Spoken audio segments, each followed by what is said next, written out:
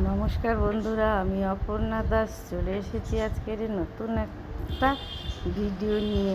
ডিম সেদ্ধ আমি কেমন করে মাখা করে খাই তোমাদের আমি দেখাচ্ছি।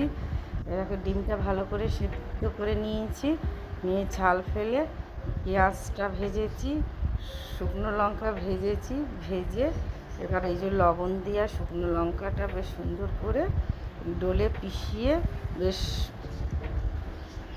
মাখো মাখো করে নিলাম। নিয়ে এবার সর্ষের তেল দিয়ে দিলাম। একটু সর্ষের তেলের পরিমাণটা বেশি হলে বেশ খেতে বেশ সুন্দর টেস্ট হয়। এবার ওইটা পেঁয়াজ দিয়ে সুন্দর করে মেখে নিলাম। মেখে নিয়ে এবার ডিম দিয়ে সুন্দর করে মেখে ডিমটা হাতের সাহায্যে ভেঙে নিচ্ছি, নিয়ে ছোটো ছোটো করে এই যে ডিমটা মাখো মাখো করে নিলাম।